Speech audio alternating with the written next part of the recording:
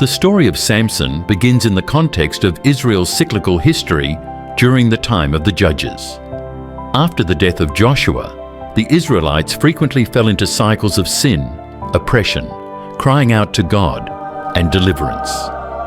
The Philistines were one of the most powerful enemies of Israel during this time, and they had oppressed the Israelites for 40 years.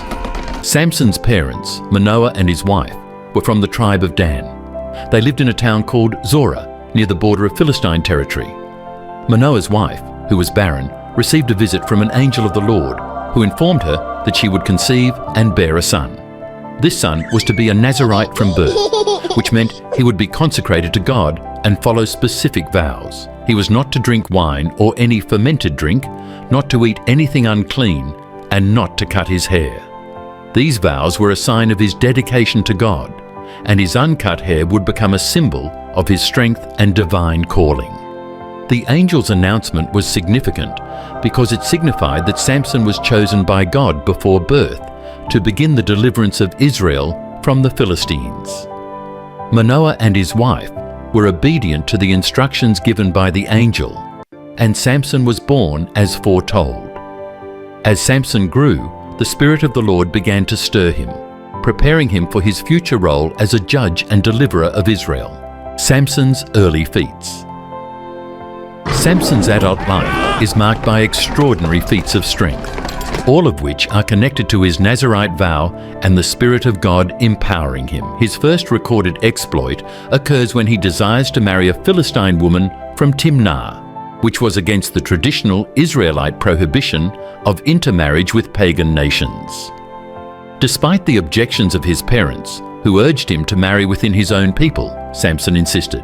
The narrative explains that this was part of God's plan to confront the Philistines, who were oppressing Israel.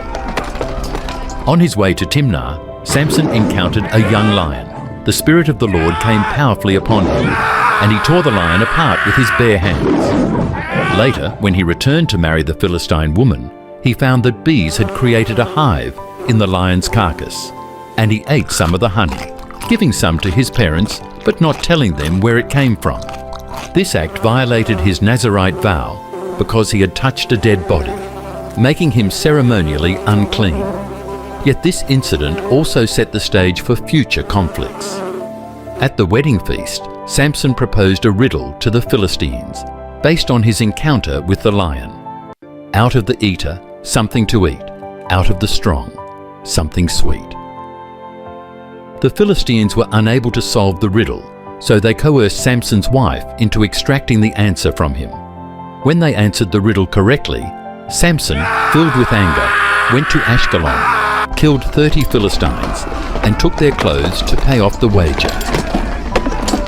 This incident sparked a cycle of violence between Samson and the Philistines. The cycle of vengeance. Samson's marriage to the Philistine woman deteriorated when he discovered that she had been given to another man. In retaliation, Samson caught 300 foxes, tied them in pairs by their tails, attached torches to them and set them loose in the Philistine grain fields, vineyards, and olive groves, destroying their crops. This act of revenge provoked the Philistines, who retaliated by burning Samson's wife and her father to death. Enraged by their actions, Samson slaughtered many Philistines, escalating the conflict further. The Philistines then marched into Judah to capture Samson. The men of Judah, fearful of the Philistines, agreed to hand over Samson to them. Samson allowed himself to be bound with new ropes and handed over to the Philistines. However, when the Philistines approached him, the Spirit of the Lord came upon him mightily, and he broke the ropes as if they were threads. Picking up the jawbone of a donkey, Samson killed 1,000 Philistines. After this victory, he named the place Ramath-Lehi, meaning Jawbone Hill, and called upon God for water, which miraculously came from a hollow place in the ground, quenching his thirst. Samson and Delilah. The most famous episode in Samson's life involves his relationship with Delilah, a woman from the valley of Sorek. The Philistine rulers offered Delilah a substantial sum of money to discover the secret of Samson's strength. Delilah, motivated by the bribe, began to coax Samson into revealing the source of his power. 3 times Samson deceived Delilah, giving her false explanations for his strength. First, he claimed that he would be as weak as any other man if bound with 7 fresh bowstrings. Then he said he would lose his strength if tied with new ropes that had never been used. Finally, he told her that if the 7 braids of his hair were woven into a loom and tightened with a pin, he would become weak.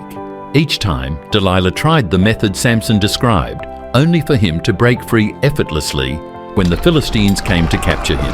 However, Delilah continued to press him day after day, nagging and pleading until Samson was sick to death of it.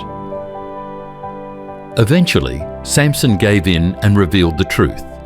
His strength lay in his uncut hair, which was the symbol of his Nazirite vow to God. Delilah immediately told the Philistine rulers, who came with silver to pay her. As Samson slept on Delilah's lap, she called for a man to shave off the 7 braids of his hair, weakening him completely. When the Philistines seized him, Samson awoke, thinking he would free himself as before, but the Lord had left him. The Philistines captured him, gouged out his eyes, and took him to Gaza, where they bound him with bronze shackles and forced him to grind grain in the prison. Samson's final act. Despite his tragic downfall, Samson's story does not end in defeat. As he toiled in the Philistine prison, his hair began to grow back, symbolizing the return of his strength and perhaps his renewed commitment to God.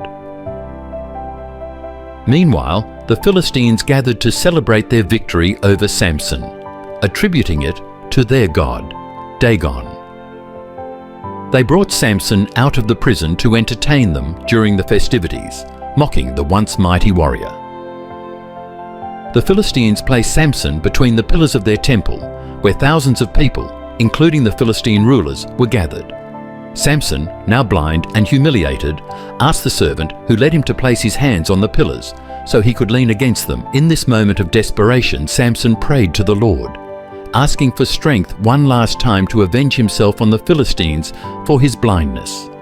He prayed, "O Lord God, please remember me and strengthen me only this once, O God, that I may be avenged on the Philistines for my 2 eyes." With renewed strength, Samson braced himself against the central pillars of the temple and pushed with all his might, crying out, "Let me die with the Philistines." The temple collapsed, killing Samson and all the people in it, including the Philistine rulers. The Bible notes that Samson killed more Philistines in his death than he did in his life.